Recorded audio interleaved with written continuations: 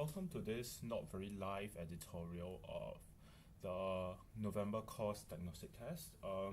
So it appears when I recorded at the time when I was going through this diagnostic test a few days ago, I didn't record my mic input, so I guess I have to re-record this. So yes, welcome to the diagnostic test editorial. I hope that you had fun with the contest.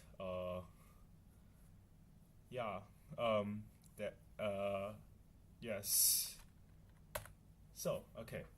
First off, some basic concepts of what our problems consist of.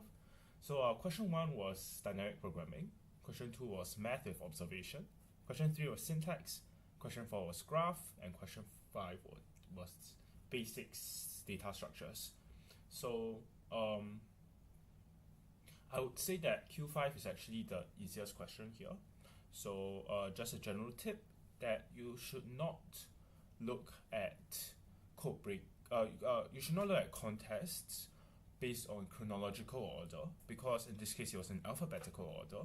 So it might be the case that Q3 might be easier to you than like Q1. So you should read through all problem statements, and if you're stuck on one, you can just move on to the next problem. It's fine. Yeah, that's one of the main contest strategies that I'll recommend to you lah. Alright, without further ado, let's start with Q1. Go to sleep. Number of ACs, 11, and then the average score was 56.5. Yes, so alright, let's head to the statement. Given n problems, each taking Li time to solve, after solving problem I, you can choose to solve problem I plus 1 or I plus 2 as long as the total time taken is less than or equal to t, and hence you want the index of the last solved problem to be maximized. So first of all, what we do is that since the for subtask 1, since the time taken for all problems are the same, we would rather solve problem I plus 2 instead of problem I, and hence we want to pick all the first t even numbered questions, and that if n is odd, we also pick n if possible. This is because, for example, if n is like 5, for example, and you're at problem 4 and you can afford to solve problem 5, obviously you want to go for problem 5 instead of just being stuck on problem 4. And hence the answer is basically min of n and t times 2, since you are solving t even number problems, and hence you basically solve the last index you're solving is problem number 2t. Similarly, so yeah, but if that is like if 2t happens to be greater than n, obviously this means that you can solve problem n, since again Li equals to 1. So yeah, you try to solve as many problems as possible using min of n and 2t. So it's either or. Next, for subtask 2, for n less than or equal to 1000, it's generally for people who use Python. So yeah, we do recommend that you use C++ because it's generally faster in reading input, output, and computation in general. Then for subtask 3, for the people who use C++ but didn't use long instead of integer. So who used integer instead of long. So obviously you when you look at the numbers that are given to you, so you have max t, which is equal to maximum sum of L, which when you evaluate it, you will get 10 to the power of 14, which is greater than 2 to the power of 31, which is a maximum int can store. So you would most likely encounter some integer overflow problems, and hence you would only get this subtask and not the full problem if you just used int. Okay, so full solution. So for the full solution, we use a one-dimensional DP to store the least amount of time required to reach problem I. So since you can start on either the first or second question, you can DP0 and DP1 are just L0 and L1. Here, DPN is the least amount of time you need to solve problem n. Like, for example,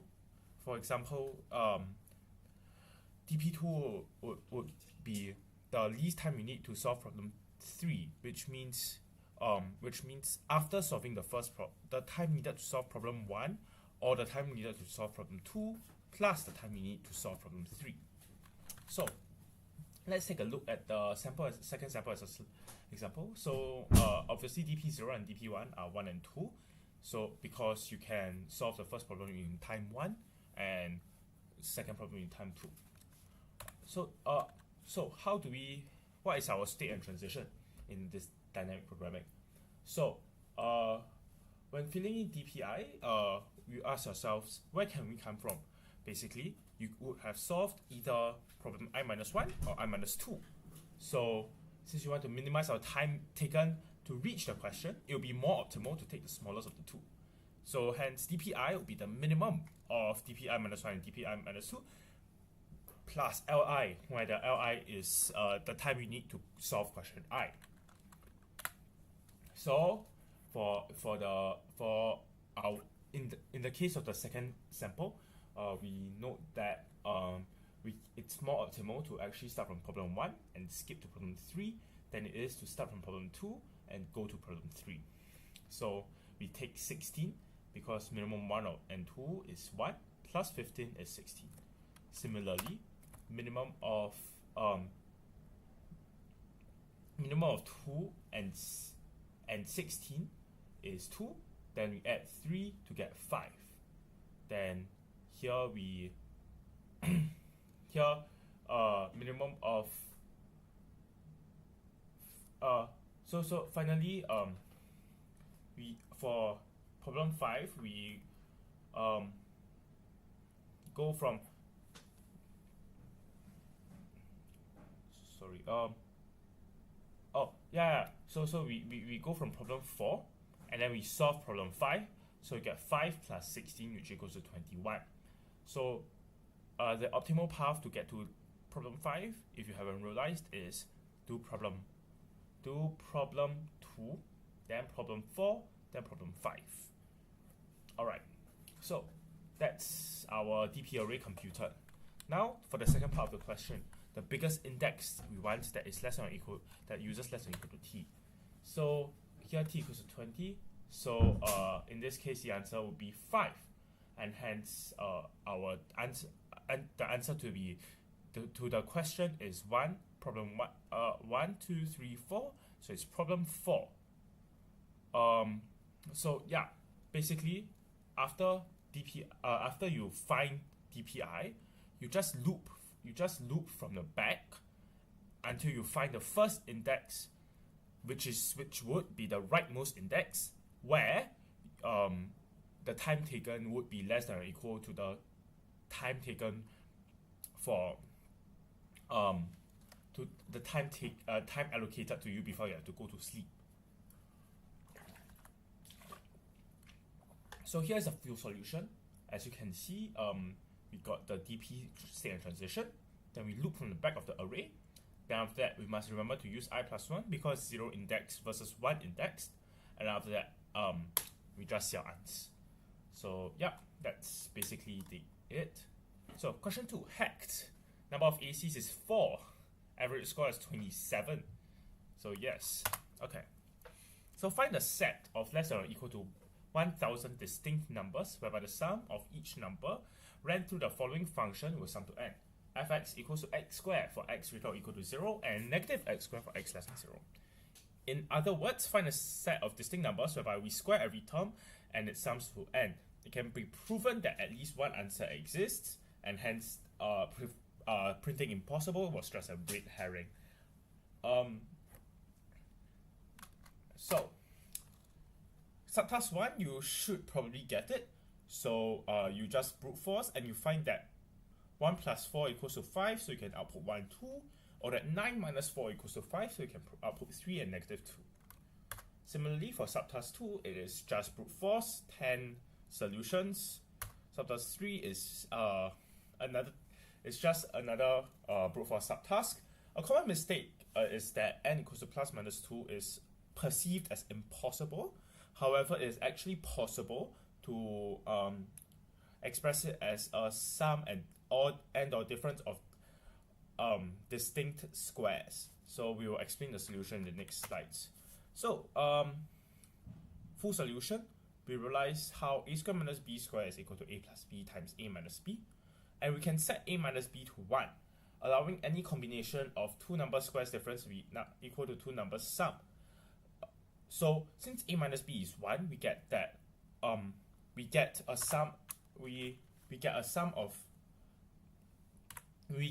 minus b equals to 1, so a is equal to b minus 1, and using some algebraic manipulation, you get that a squared minus b squared is equal to b plus b plus b plus 1, which is 2b plus 1, and hence if you can express every single possible 2b plus 1, it means that you have expressed every single odd number, which is what is being said here. Basically, just if you're given an odd number, you can just algebraically solve the equation to find b and hence a, and hence you can find every single odd number immediately solving your case. However, what about even numbers? We note that every even number plus 1 or minus 1 is an odd number. So we just need to minus 1 or add 1 to your answer set. For example, 11, it happens to be, by the method, we will use 6 squared minus 5 squared. Hence, we can solve the case for 10, since we can use 6 squared minus 5 squared minus 1 squared. And hence, you get 36 minus 25, 11 minus 1 equals to 10. So, however, we have the edge case of n equals to 2. Following the above, we added negative 1, and we get 2 squared minus 1 squared minus 1 squared. But it's not distinct anymore. The solution here is that you have to actually find a square number, an odd square number, and add 2 to it, and then solve the problem. So for example, the one odd square number that is greater than 1 is 3 squared, which is 9. So we solve for 11. So 11 is 36 minus 25. Then after that, we just minus the odd square number. So minus 9, and you get 2. So you get 6, negative 5, negative 3. Then for negative cases, you can just negative all your numbers, and then you get to solve the question for negative numbers as well. It's just so for example, negative 2 would become negative 6, 5, and 3. Since f of x is an odd function, where basically f of negative x is the same as negative of fx. Alright, question 3. Very easy math with 11 ACs and an average score of 66.7. So just output x plus 1, where x is an integer between negative 10 to the power of 100 and 10 to the power of 100. We wanted to kill Python, so we set a 4 MB memory limit. Yes, we wanted to really advise you to use C++ in this contest and in competitive programming in general. So we have 500,000 queries basically. So since we know A1 equals to 5, we just need to find the value of 5 plus 1 and output it. So from this graph, from this very insightful imagery, image over here, we get that 5 plus 1 is actually 6. Wow. Yes. Potato 3218. So just yelled 6. However, just in case you forget what 5 plus 1 is, you can just output 5 plus 1. C++ will do the calculation for you. It's fine. Alright, subtask 2. Since a is less than absolute value of a is less than or equal to 10 to the power of 9, we can use int, and hence we just output a, read a, output a plus 1. Simple. Similarly for subtask 3 is for long, since we can long can store up to the power of 63. You get you can AC subtask 3 with long. However, subtask 4 is where things get harder. Since we cannot use any data type to represent our number, which is up to 10 to the power of 100, we have to use strings. So to add 1 to a number, this is what we do. So if the number ends with 0 or 8, to 8, you just add 1 to the last digit, or else you just replace the last 9 with a 0, then add 1 to the part before the 9. Edge case is when a is equal to 10 to the power of n minus 1, for example 99. Then we have to add an extra digit at the front. Since 100 is a 3-digit number, while 99 is a 2-digit number, basically. So, for negative cases, we take negative a and find out. For negative cases, we take negative a, and then after that we realize that negative a plus 1 is a negative of a minus 1. So, we just implement a minus 1 function, where if a ends with 1 to 9, we just subtract 1 from the last digit, or else if there is if it's 0, we'll just replace it with a 9 and subtract 1 with the part before the 0.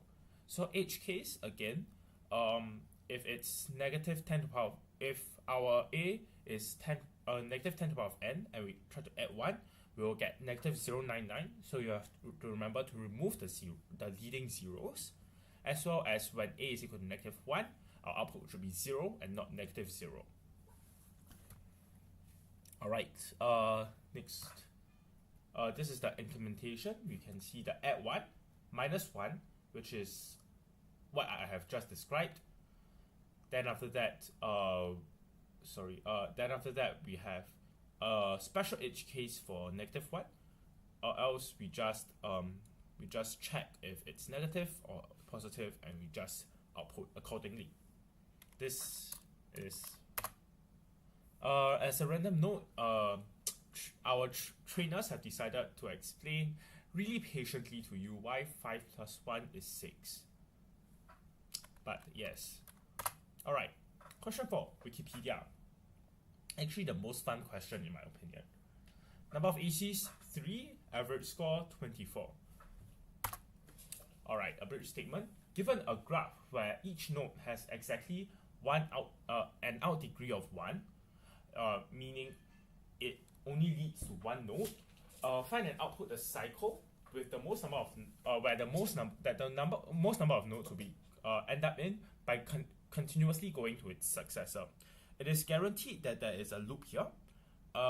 Just as a small fun fact,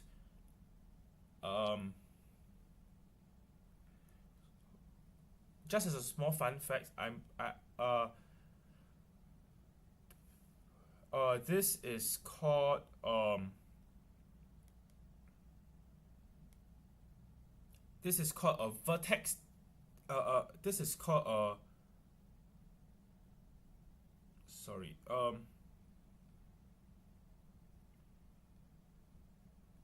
this is called a vertex disjoint subgraph.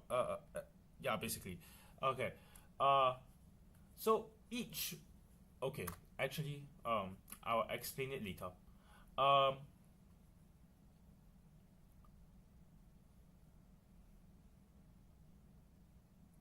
Yes. All right. So look, there's for subtask 1, there is a loop from 1 to n.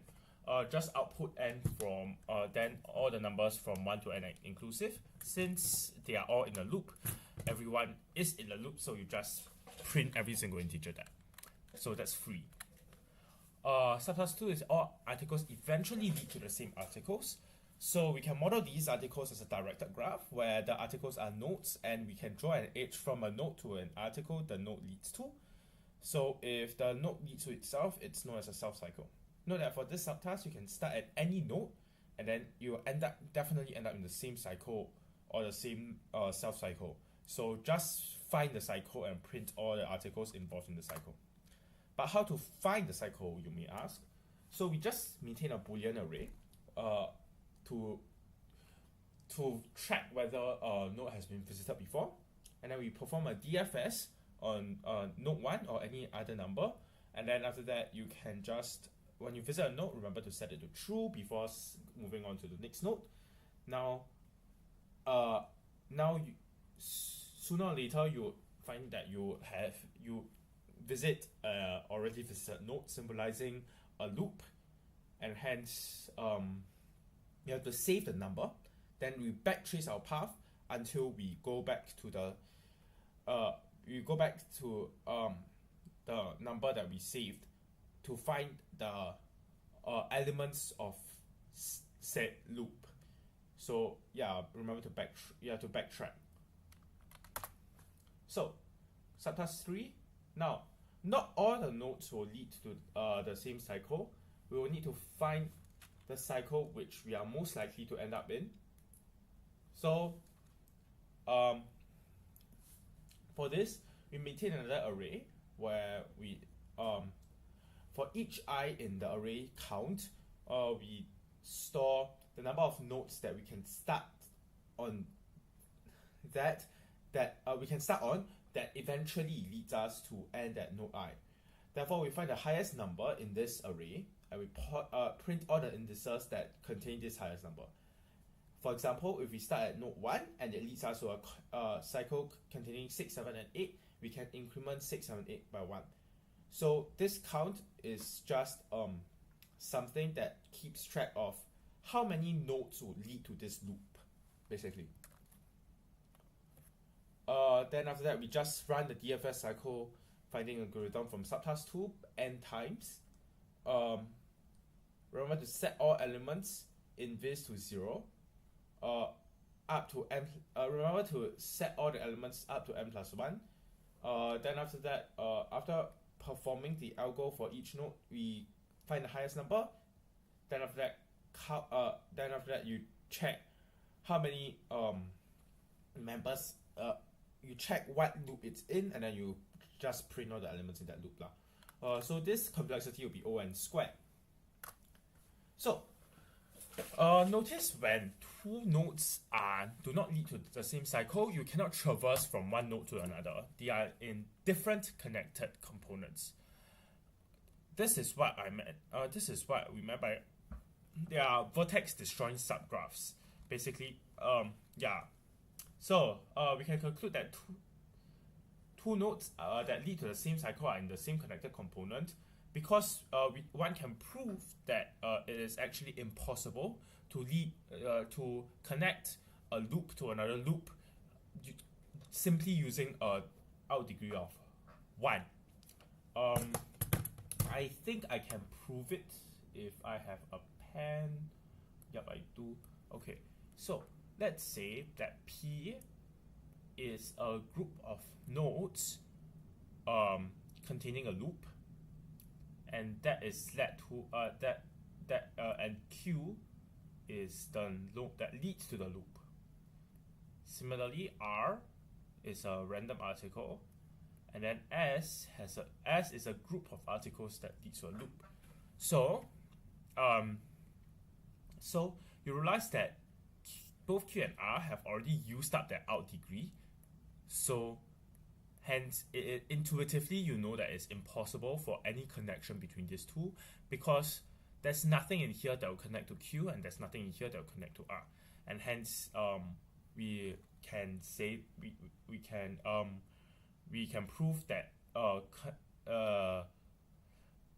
in each vertex destroying subgraph it is impossible to access another vertex destroying subgraph. So hence this statement, and as well as all nodes in the same connected component will lead to the same cycle. This is intuitive. And then so the cycle that we will most likely end up in lies in the connected component with the most number of nodes, i.e. In other words, the biggest component. So you just need to find the biggest component and then run the cycle finding algo. You can use UFDS to help us, so you'll learn this in advanced, but at the time of recording, I believe that the advanced students have already learned this. You will learn this, but you just initialize an array, and then after that you just set the parent of each node to I first, and after that you merge, through some merge operations, you can see you can basically group nodes into their respective vertex disjoint subgraphs. Yes. Then after that we can just find the biggest component. Then after that we just run subtask 2's cycle finding algorithm. Then we can basically from subtask 2, and after that we just find the cycle, and then after that we have solved the problem. I believe because of the complexity, you don't really need to do path compression. This is because without path compression, your complexity will be n log n. There exists a solution for ON, just simply ON without UFDS, but I will not delve into it because it's a bit harder to grasp. So this is the full solution. This is basically all your UFDS stuff. Then yeah. Alright, question 5, Yale University. Number of ACs is 14, with the average score being 78.5. So,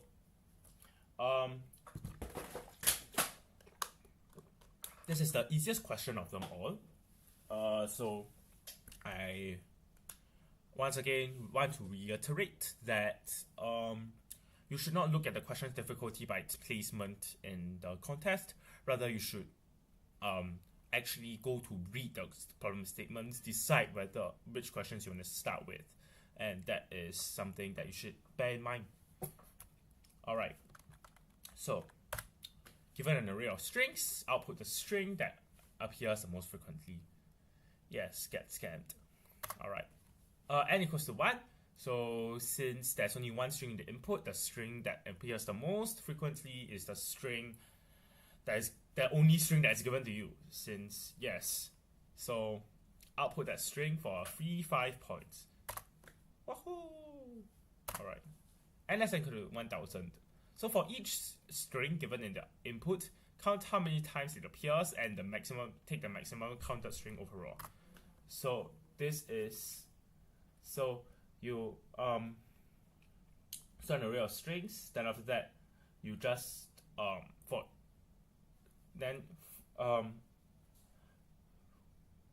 basically for each string you find the number of similar strings, and then after that you just see out the most common string basically. Alright, and less than equal to 1 10 to the power 5. This is for people who forget that unordered map exists. So basically you must remember that map uses O log n, and unordered map actually uses O1 to access elements. So it is usually wiser to use unordered map, especially with higher n. With lower n, map might be faster in some cases than unordered map, but we would not delve into that much in this recording. If you want to know more details, just ask your trainers. Alright, so let's go to the full solution. So solution 1 is just use unordered map. Just map each string to the number of times it has been counted and iterate the map to find the highest count. This is simple, easy. Alright, so you look through the unordered map of string of ints. Then after that, you just add to the frequency counter. Then after that, you find the maximum number of. You find the element with the maximum frequency, basically. Then, for solution 2, there's a scam n log n solution. We were too lazy to kill this. Yes. We were told. So basically, sort the input array, and this this allows you to have contiguous segments of the same string, because yes, that's how sorting works basically. So I'll put the one that has appeared the most number of times in a row. The reason why this would work is because of constant time. We will probably not delve into that again. It is something to do with map versus unordered map. So it's something that if you want to find out, you can ask the trainers. Yes, but I'll not explain in this recording. But yes, basically, just find the most common string. Since all strings are now contiguous, it is much easier, and you can do one pass to just find the frequency. Yeah, you don't need O(n) squared, and this is n log n basically. Here you just create your own hashes of strings. Yes. I don't know why you do this, but it's a valid solution, I guess. And so basically, you pray that this formula is, we didn't like skip. You pray that this formula doesn't return the same value for any of the strings, and now you can now it's much easier to store it. Yeah. So I think that's all.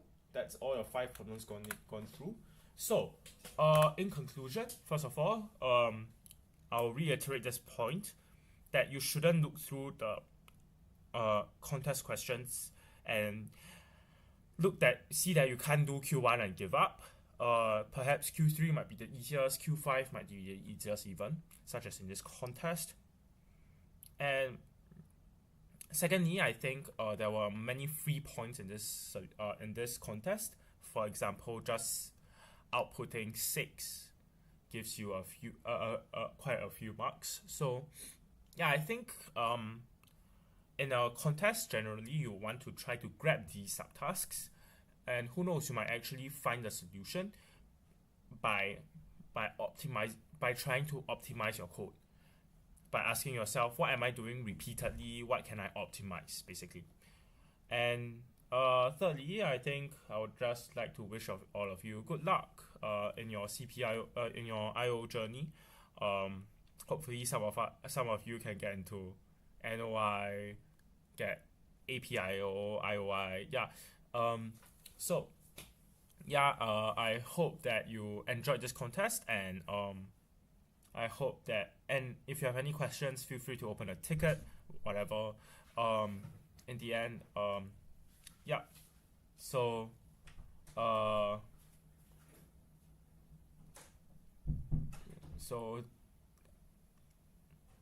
I guess that's it. Thank you for listening to this lecture. I have no idea what this assert statement is here, but yes.